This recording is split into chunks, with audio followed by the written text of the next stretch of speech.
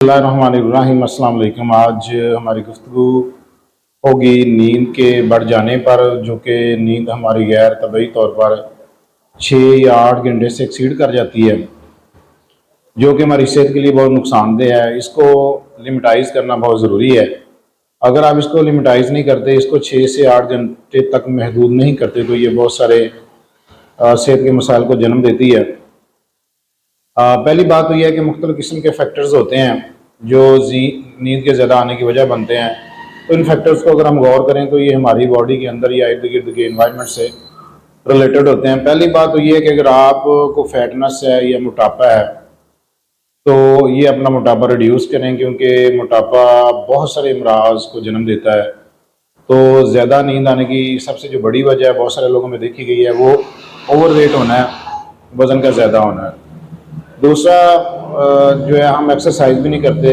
अगर properly exercise की जाए तो जो बढ़ी हुई नींद है उसको मिनिमाइज़ किया जा सकता है।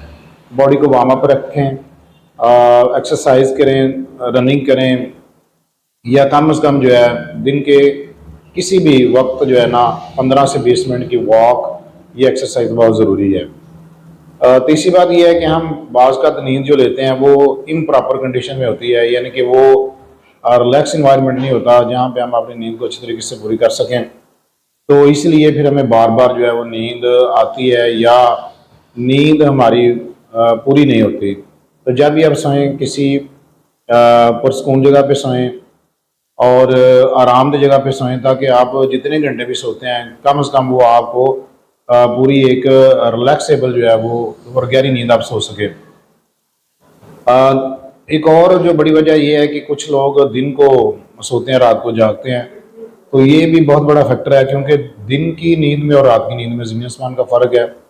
रात अल्लाह ताला नींद के लिए बनाई हुई है और दिन काम के लिए बनाया हुआ है। तो जो लोग अपनी रूटीन को चेंज करते हैं वो बहुत सारे मसाइल से दो चार होते हैं, और उनको फिर नींद भी पूरी नहीं होती। नींद की वजह से बहुत सारे जिस्मानी मसाइल भी जन्म लेते हैं।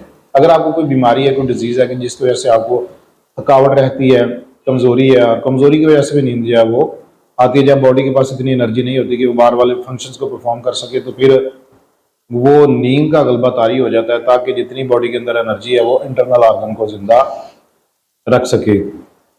इसके अलावा अगर आप कोई एडिक्शन करते हैं, यानी कोई नशा वगैरह इस्तेमाल करते हैं, तो वो छोड़ दें, क्योंकि नशा भी जहन को माफ कर देता है। हर वक्त तक बनूदगी का जो आलम है वो तारी रहता है।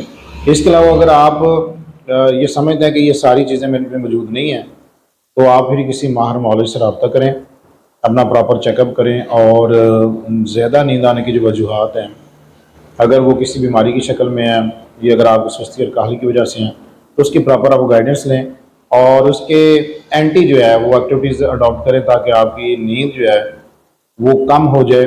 ज़्यादा नींद, पहले मैं बता चुका हूँ कि जहन को बोझल करता है, हार्ट के प्रॉब्लम्स को भी ये जनरेट करता है।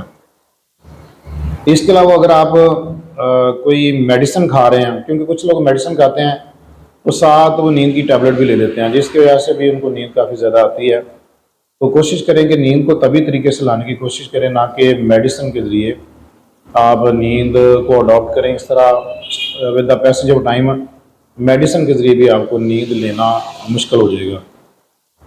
तो मुझे उम्मीद है कि आपको ये वीडियो पसंद आई होगी। अगर पसंद आई है दूसरों के साथ शेयर करें, और लाइक और सब्सक्राइब भी करें, क्योंकि आपका जो कमेंट है वो हमारे लिए सोने चांदी के मानंद है। अल्लाह हाफिज़।